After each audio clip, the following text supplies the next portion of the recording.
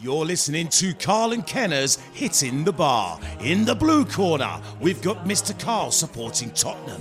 In the red corner, we've got Mr. Kenners supporting Arsenal. Together, they will be discussing all of your football views, all of your football news. So join us here on Karle and Kenners Hitting the Bar. Hello and welcome to yet another episode of Karle and Kenners Hitting the Bar, the football podcast. I'm Chris Karle, joined as ever by Steve Kenners Kenton. Greetings and salutations, Chris. And also West Ham Geoff Saunders. Hello, Geoff. Hi, Chris. Good to be here. It is indeed. Right, we've got a lot to get through. First of all, we're going to have our regular trivia question from Geoff. In the Europa League this season, Copenhagen play Malmo. And in doing so, they will set a record. Now, the question is, what record will they set? And to give you a clue, they will beat the record that's currently held by the match between Slovan Bratislava and Rapid Vienna. So, what record will Copenhagen and Malmo set when they play each other in the Europa League this season? Thank you very much for that, Geoff. Right, we've got to look at the weekend's games gone and our predictions thereof. Where did we go wrong, Steve? Predicting or Arsenal themselves? We'll start with our predictions and how we got on and the scores, right. And then obviously the main games to talk about are, of course, Arsenal against Watford and the Man City game against Norwich. Right, go ahead. Yes. So let's have a look at what happened this weekend. Right, this weekend, Liverpool 3, Newcastle 1. Now, Chris, you predicted a 3-1 win. Jeff and myself predicted 3-0. Well, we're all three of us. Well, we're all fairly three close. right, but you're closer than us. We had Brighton 1, Burnley 1, and Chris and yourself, Jeff, both predicted 2-0 and 2-1 respectively to Brighton. I predicted a 1-0 win for Burnley, so we got that comprehensively wrong. Man United versus Leicester was a 1-0 win for Man United. Jeff, Chris, you both predicted 2-1. I predicted a 1-1 draw. I'm wrong, basically. Sheffield United versus Southampton. Now, this was a tricky one, and I don't know whether you saw the Southampton goal, but it was fabulous. Sheffield 0, Southampton 1. Chris, you predicted 0-0. Jeff, you predicted a 2-0 win for Sheffield United, and I predicted a 1-1 draw. So we all got that wrong. Wolves versus Chelsea. Yeah. Wolves 2, Chelsea 5. Chris, you predicted a 2-1 win for Wolves. Jeff, you predicted 2-0, and I actually got one right, although it was only 1-0. Yeah, I predicted. You got the correct result. Yeah. Tottenham 4, Palace 0. We all predicted a Tottenham win. We just did not get the scores right. You guys predicted 2-0. I predicted 2-1. Now, we come to Norwich versus Manchester City. I don't think we could get that more wrong if we tried. We all predicted a 4-1 win for Manchester City, and as history will show, Norwich comprehensively beat Man City 3-2. If you can have a comprehensive 3-2 win, Norwich managed it. It was. Let's talk about that now, and we'll come to the other scores later. But sure. Let's have a little chat between us about. We all three of us watched the game together. The first statistic I want to put out there for you to discuss is the starting 11. Norwich starting 11 cost 6.45 million, just under 6.5 million. Man City's starting 11 cost 406.1 million, 63 times more. You could get 63 Norwiches for the price of one Man City, and yet they beat them. They were 3-1 up at one point, the Canaries. I mean, it's an incredible feat from a team that's just come up. The first team, apparently, promoted team in 25 attempts to beat Man City in about 5 years. Pretty amazing. But let's talk about the way in which they did it. They were set up so well. If you look at Norwich's games this season, they've not played badly at all, any of their games. But Manchester City just could not really break them down. I mean, we're all predicting an absolute whitewash, and given the cost of both sides, you would expect that. Although Norwich had eight players out as well, didn't they? 8 players out of the squad, not the first team. Yeah, the squad, not out of the first team. But again, that still leaves them short-handed. So what Norwich did, or short-footed, what Norwich did was nothing short of incredible. Jeff, you mentioned the price, the total value of the prices of the Norwich players at 6.4 million. The guy who I thought was the man of the match, I don't think he got it, because the goal scorers always get man of the match. Cantwell came from their academy, didn't cost a penny. Unbelievable. And he looked like an international on that pitch. That's incredible, isn't it, when you think about it? Yeah, phenomenal. Their midfield dominated that game. They bossed the Manchester City midfield from start to finish. It was just a wonderful performance. City are now 5 points behind Liverpool already with just 5 games gone.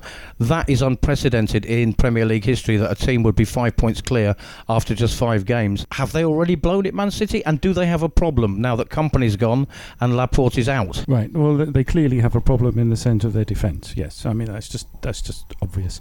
Their best defensive performances have come when Laporte and Kompany were central defenders. Stones looks like an accident waiting to happen. Otamendi, just what on earth? Someone coming from outer space, looking at that, would think, what is Otamendi doing on that pitch? He's a clown. I mean, it's just absolutely hopeless. But you have to get past that and go to Norwich and say their coach, their manager was brilliant.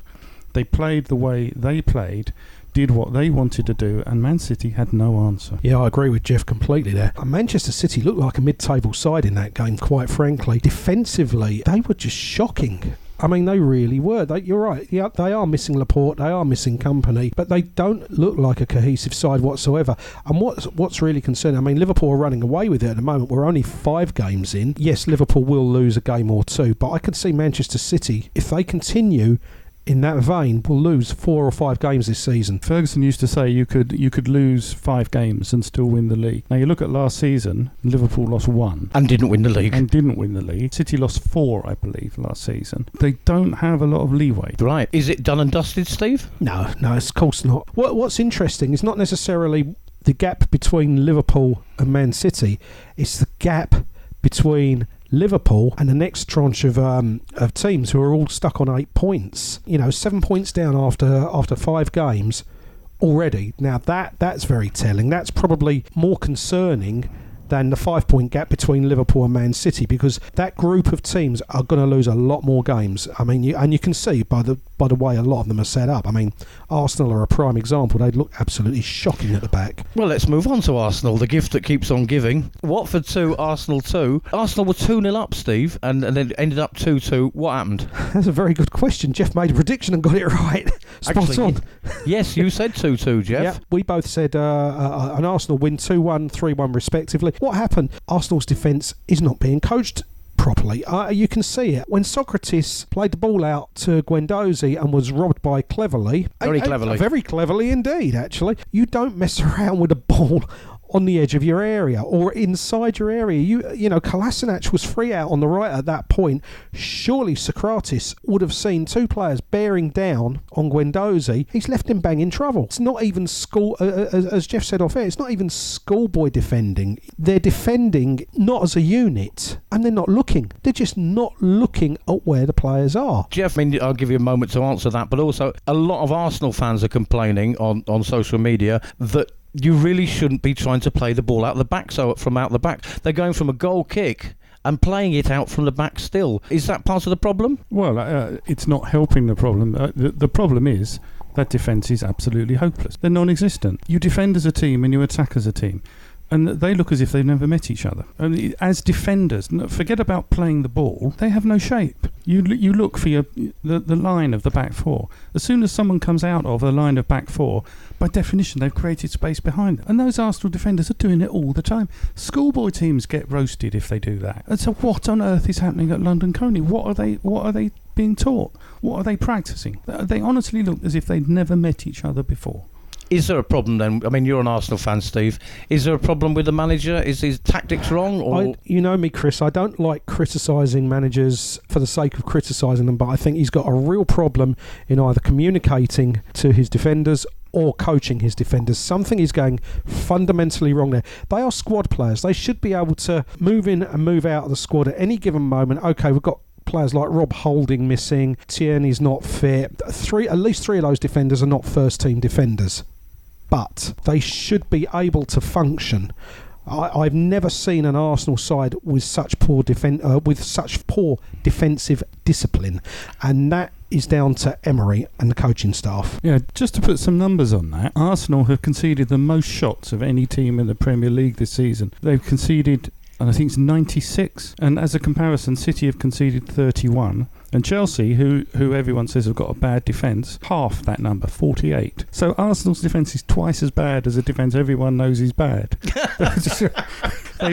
They've lost the ball close to their own goal more than any other team. That's incredible. I mean, Paul Merson, I think it was yesterday, was saying that you cannot blame the players because they are told what to do on the training ground. They've gone out on the pitch and they don't understand what they've been told to do. And he said, as a professional footballer, you can't go out there and play the way you want to play or the way you feel comfortable. You are obliged because you are paid to do what the manager tells you.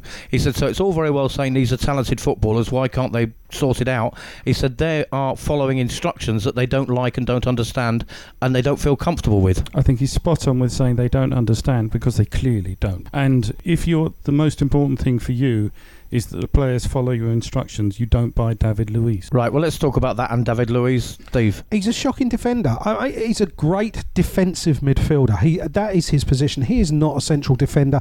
And moreover, if he's alongside Socrates, he's a liability because Luiz needs a strong partner at the back. And if he's not got that, he's banging trouble. He is a decent defensive midfielder. I'd sit him in front of the back four. Geoff made some really good points with those stats. In actual fact, those 96 shots taken against Arsenal, it's been more than any other side, not only in the Premier League, but in Serie A, La Liga, Bundesliga, League One. Luiz should be marshalling that defence. He's experienced enough. And the fact that he's unable to do that, and Socrates clearly can't do that, leaves me questioning what the hell is Emery doing, playing them both together alongside each other. The ball that Socrates gave away now, Emery's clearly not told him to do that. So as an individual player, and this is where I kind of slightly disagree with Merson, if I was a manager and I saw Socrates do that, I would be pinning him up against the bloody wall at half-time or full-time because that was a dreadful error.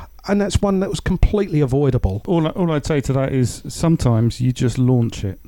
Sometimes you get rid. If you're going to lose the ball, lose it 60 yards away from your goal, not inside the penalty area. Yeah, everybody's saying David Luiz, as Steve just did, shocking defender. Why did they sign him? However, can we tie in David Luiz's poor performances with the tactics or lack of tactics and the bad defence? Because in 160 games for Chelsea, he conceded 3 penalties. He's now, in 4 games that he's played for Arsenal, conceded 2. You can't say entirely that it's because he's a bad defender. There must be something to do with that, the position he's playing and the defence he's playing in. Because 160 games, 3 penalties, 2 in 4 now. There is no structure there. Players can't slot into a hole because there's nothing to slot into. Everyone is looking around thinking, what do I do? I think there is a correlation in relation to Emery's coaching to some degree, because since Emery has taken over, Arsenal have conceded 10 penalties, which is more than any other Premier League side. Now, David Luiz has conceded 20% of those. The point is, if Arsenal are conceding penalties like that before Luiz even arrived, what's going on with the coaching? Because there is no way that there should be that many last-ditch tackles or whatever to give away those penalties. All right, so crisis at Arsenal. Too early to say that, Steve? No, I think they've been in trouble for a very long time. Is he going to survive, Emery? Oh, well, he'll survive till Christmas. If results get better, then yes, he will. But I think if you look back at some of our pods in the past, I think I've got them down for 6th place. They might get 6th. Right, so you think he'll go at Christmas. So my comment about the gift that keeps giving, Arsenal, very seasonal. I think he's still going to be there till the end of the season. I don't think Arsenal can afford to let him go now. I really don't. You may be right, but sat on his shoulder and sat on the shoulder of every top Premier League manager is Allegri, sitting there without a club. Well, that's dangerous, isn't it? But, you've got to also look at Arsenal's finances. Can they afford to pay him off? Arsenal plead poverty quite often recently. So, but we think at some point he's going to go.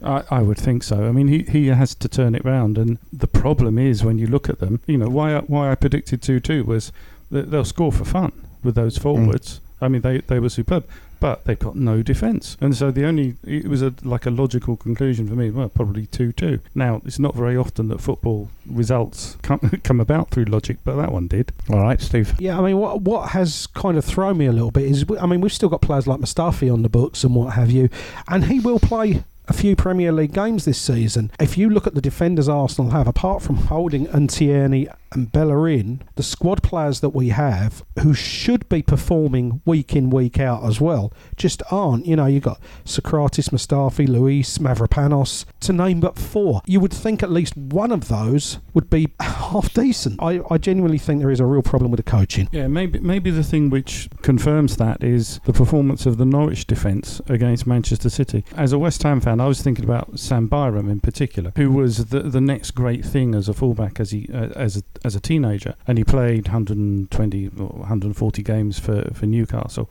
then came down to West Ham. A seriously good player, a brilliant footballer, but he was only brilliant once every 10 games, and so he failed at West Ham, went out on loan all the time. Now the reason he was successful on Saturday was he slotted into a scheme, into a system, and it worked. Talking of Man City getting beaten there by Norwich, my feeling is that Man City, the squad in general, are very tired and they need a holiday. And I hear you can't beat the Canaries this time of year. Oh, superb work there. I think we better move on because we've much as I enjoy laughing at Arsenal, I think we've covered that. Let's move on. The rest of our predictions very quickly, Steve. Yep. And then I want to talk. Jeff wants to talk about, and it's going to be very interesting, about teenage sensation at Barcelona. But we'll come to that in a minute. Just finish off our predictions. Bournemouth beat Everton 3-1. Chris, you predicted 2-1 to Everton. Jeff, you predicted 2-1 to Bournemouth. I predicted a draw. Well done, Jeff. Finally, Villa versus West Ham. I predicted 1-0. Chris, you predicted 2-0 to West Ham. Jeff, you predicted 2-1 to West Ham. It actually finished 0-0. So we all got that one wrong. Oh, completely. We'll have our predictions for the upcoming games towards the end of the show, along with the answer to Jeff's trivia question. But let's move on and talk about this teenage sensation at Barcelona, Jeff. Yeah, at Ansu Fati. We woke up in a new world, an Ansu Fati world. And if nobody can remember where they were the first time Messi played for Barcelona, you've got to start remembering where you were this week, because this is an absolute sensation. He is better than what anybody has ever seen. At 6 years old, he wanted to go and play football. Never played football before. He comes from a very, very, very poor background. And he went down to the football club in his swimming trunks and no shoes, because he didn't own any shoes. And for the very first time he played football, kids were running back to their parents' house saying, "You've got to come and see this kid, he is amazing." And his performance the other night was just spectacular. He'd come on as a substitute a couple of times before, 16 years, 300 days, or 280 days or something. But he started at the weekend. He scored. He was brilliant on the ball. He every single dribble. He was never dispossessed in any dribble. Nailed 80% of his passes. He scored. Then he set up De Jong for De Jong's goal. Then he shaved a brilliant curling shot. Shaved the outside of the post. It was sensational. People have been raving about him. All the newspapers, etc. Some of the commentators were just starting to say, "Well, hang on a second. Are we exaggerating here?" And the ex-Spain goalkeeper, Canizares, when he was asked, are we building him up too much here? Are we exaggerating? He just said, no. He is that good. The comment from El Pace is, "What planet are you from?" So this is a 16-year-old, Steve. At 6 years old, he was always been touted as a sensation, playing with no shoes, etc., etc. Is there such thing as naturally gifted? Oh, no question at all. I mean, you can teach football, can't you? You can teach, the rules, not as in the regulations, but the rules of where you should stand when this happens, where you should run, play the ball in front of the man, all these kind of certain rules of how you play, ways of playing. But when you're naturally gifted, it's sensational. This is this young guy, Fati, and now I realise what people are shouting at me on the street. They're comparing me to that lad. You can understand the confusion, Chris. Yeah, absolutely. So what do you think, Steve? I mean, have you ever seen any other gifted players at that age as gifted as this? Not even Messi, I don't think, possibly at that age. Yeah. I mean, look, Pele, 16, 17 years old. Maradona, again, love him or hate him, 16, 17 years old. Absolute geniuses. You can certainly have a natural ability, almost a supernatural ability. This lad clearly is something very, very special. His brothers are also footballers, as was his father as well. His father's a guy called Borre Fati, originally from Guinea-Bissau. Ended up in Portugal. Naturally gifted players come from all parts of the world. There are a lot of players who develop at a very, very young age. They're just incredibly well developed at a young age. Spatial awareness, just natural ball skill. You can certainly be born with it, I think. It is, I think, something to do with that, the awareness of what's around you. Yeah, that's a very important thing, Geoff. Well, absolutely. You have the natural skill, and he has more than anybody has ever seen in a player. But you've got to be able to apply it in a team, and that's what La Masia in Barcelona does for you. And everybody who watched or who has seen Pele when he was young, Maradona when he was young, Messi when he was young at the same age, they're all saying this kid is much, much better. So that's one to look out for, Ansu Fati. While I'm on, I would like to thank many people for supporting this show. First of all, 93.6 Global Radio here on the Costa del Sol for helping us out and supporting us. Also to Stewart Hill Exclusive Wines. You can find them at stewarthilluk.com. They are producers and providers of exclusive wines, fine cigars and organic teas, and they also support the arts and culture. They've got a jazz and classical music concert here in Marbella on the 22nd of November, which Karle and Kenners is sponsoring. So look out for Stewart Hill Exclusive Wines at a cultural event near you. If you are a distributor, you can find them at stewarthilluk.com. I'd like to give a big thank you to the guys who run a couple of Facebook pages, because they allow us to post on their page and don't block us or kick us off, which is great news for us. A guy called Dave Langston at Football Nostalgia. I'd like to say thank you to you, Ronnie Lamb at We Are Arsenal, and everybody at Forever Berry who've taken to us, which is very nice of them. Yeah, so and by the way, talking of Forever Berry, we had a few listeners to the last podcast in that area. We've also got listeners, would you believe, in Colombia, Sweden, Ireland, Australia, Cambodia. So we have got listeners, and America, a lot of listeners in America. So thank you to everybody around the world for listening to us, and of course to all those Facebook pages, Stewart Hill and Global Radio. All right, let's move on. Talking of young sensations, not so young Neymar, who's now 27, came back to the fold at PSG at the weekend. Last week, he wasn't playing, and PSG supporters displayed a massive banner saying, "Neymar, go away." As I say, I'm not sure that's really the exact translation, but it was basically, that was the essence. When his name was announced this weekend, when he came on, he was roundly booed. Every time he touched the ball, he scored a very late goal, an overhead kick, met with cheers and boos, even though it was the winning goal, the only goal of the game. Afterwards, he said some things that I just feel are very, very negative. When you haven't got the support of the supporters, he said, "I made it clear I have nothing against the fans and nothing against PSG as a club.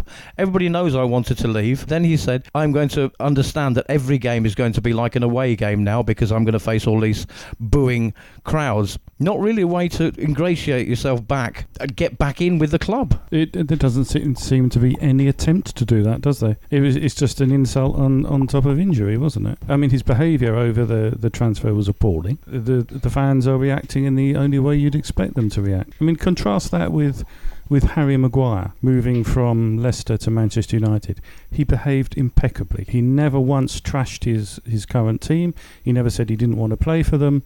But there was an opportunity there, and he kept quiet, and he behaved brilliantly. Having said that, in the match at the weekend between Manchester United and Leicester City fans still booed him, even though his achievements for Leicester have been fantastic, and he's behaved impeccably. So sometimes fans are not very clever. So let's talk a little bit about what loyalty means. In fact, we've talked on this podcast and on the radio show we do for Global about how the fans do not own the club. It's not a grassroots sport anymore.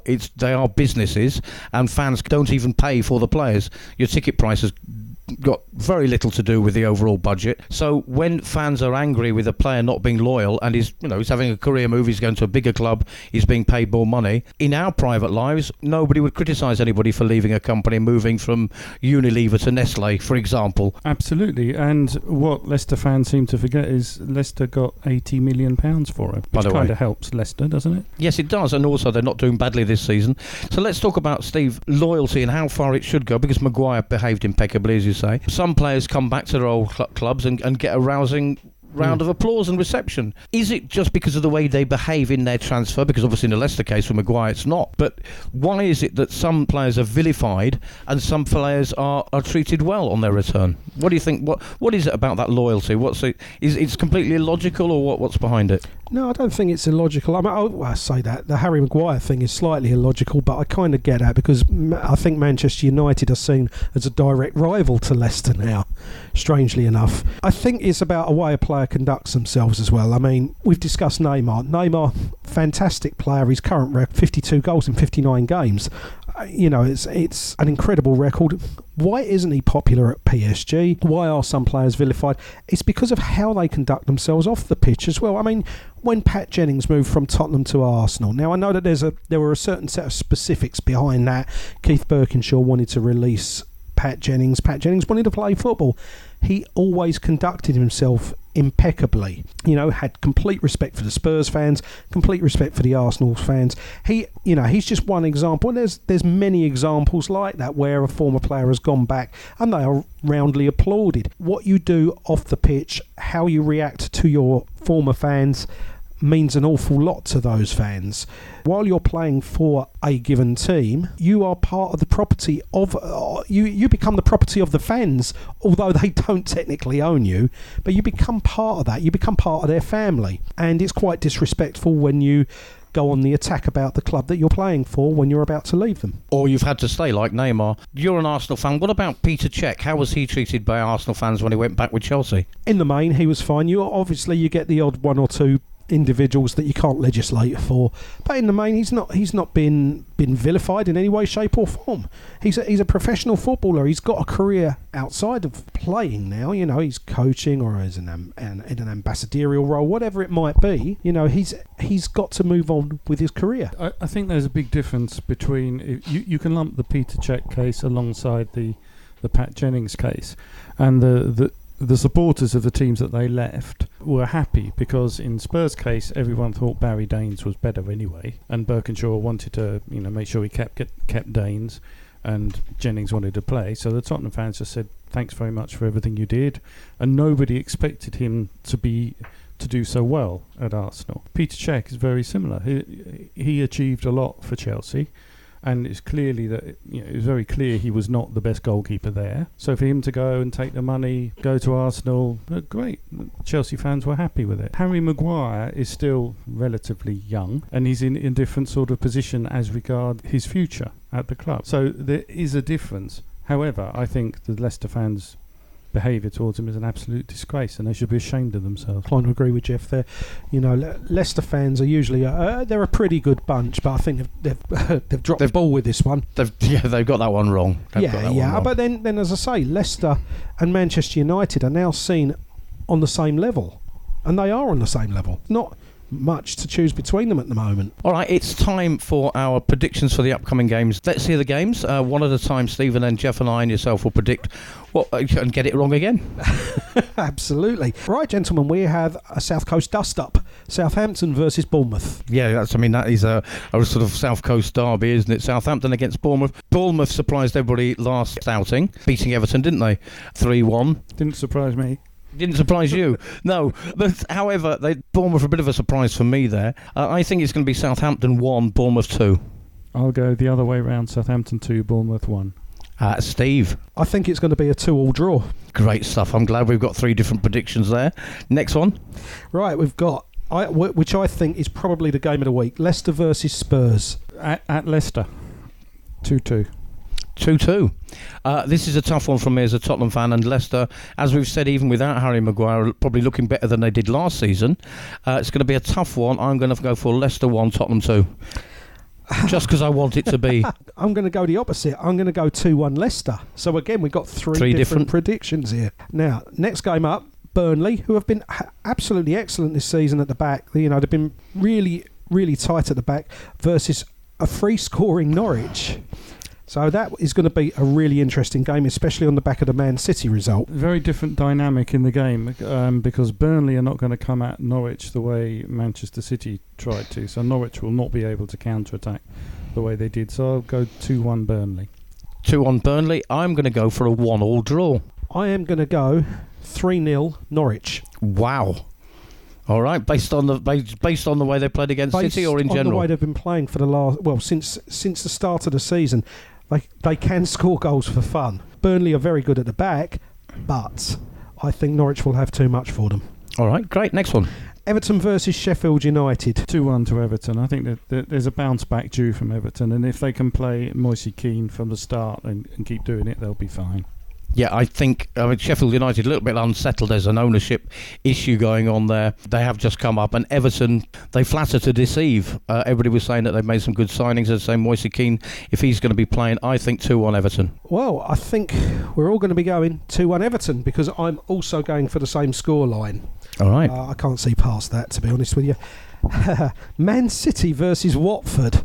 Again, this is going to be quite an interesting game given the last results. Well, having looked at the Norwich game, you think City have got to concede, but there's got to be a bounce back, hasn't there? So yeah. I'll repeat the 4-1 from before. I'm going to go for 3-1. I'm going to go 2-0 to Man City. Oh, so low scoring for City based on what they normally score. Yeah, I mean, I think that they've had their wings clipped last week, and they're going to keep it tight. I think they are going to keep it tight. I would give another prediction here. We'll see Fernandinho in the centre of defence for City. Yeah, they've been missing him. They really have been missing him, actually. Newcastle versus Brighton. For me, this is a relegation battle, but what do you guys think? I'll go for a Brighton win, 1-0. That's an away win. I'm going to go for a 1-1 draw. Okay, I'm going to go 2-1 Newcastle. Moving on to Sunday's games. Palace versus Wolves. Palace and Wolves both on the back of a bit of a hammering. So again, should be an interesting game. Two teams that are defensive counter-attacking teams, so I don't quite know what they're going to do. Each put 10 players in their own penalty area and kick the ball to each other or something. Volleyball or something. It's going to be a very strange game, I think. I'll go for an away win, maybe 2-1 to Wolves.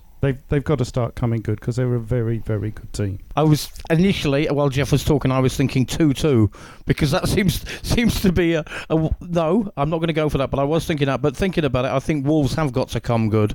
They are better than they've looked, and I'm going to go for 2-1 to Wolves. I am going to go the other way. I'm going to go 1-0 Palace. West Ham versus Manchester United, two very evenly matched sides. I actually think West Ham are a better side at the moment, to be honest with you. But again, over to you, Geoff. I think we are a better side, actually. We've certainly got better players and a much, much better midfield. The problem will be our defence. Masuoka at left back is an accident waiting to happen. Ogbonna is prone to having his moments. I think 1-1 draw. I'm going to go 2-1. No, I'm going to go 2-0 to Manchester United. Okay, I'm going to go 1-0 West Ham. All right, 3 different results there as well. Arsenal versus Villa. I'll let you two tease me first of all. Oh dear. I mean, I would very much like to say Aston Villa, but they just haven't really got off the ground, have they? They're, again, flatter to deceive a little bit. They did, as we discussed on previous podcasts, replace half their team recently when they first came up. So a little bit unsettled, and they haven't really settled. So you would imagine it would be an Arsenal victory, and I think they're probably due it, but I think it's going to be a struggle. I think Villa will get a goal because everybody will get a goal or two against Arsenal. 2-1 Arsenal. Well, having watched the match last night, the Villa-West Ham match, Villa did look very, very good and very dangerous. The thing that was missing was the final pass, and you've got to think that's going to come. So I'll go for Villa winning by 1 goal, so 2-1 to Villa. 2 Villa, all right. And because Arsenal's defence is just non-existent. Yes, Steve, you're the Arsenal fan. Stop laughing at me. I'm actually inclined to agree with Geoff over certain points. That final ball has got to come, but Arsenal can score goals for fun. That is their one saving grace. Otherwise, they'd probably be in the bottom 4 at the moment. I think Arsenal will squeak it 2-1. And finally, Chelsea versus Liverpool. This game had just so much romance a few years back. Now, personally, I think Liverpool will have the upper hand here. Yes, I'm going to go for, straight away, no argument, no pontification. I'm going to go 3-1 to Liverpool. That's away at Chelsea, isn't it? Yeah, 3-1 Liverpool. That's why I've given Chelsea the 1. It depends on Chelsea's centre-backs, and I think if Rudiger's fit, it would be 2-2. If not, I think your 3-1 might be...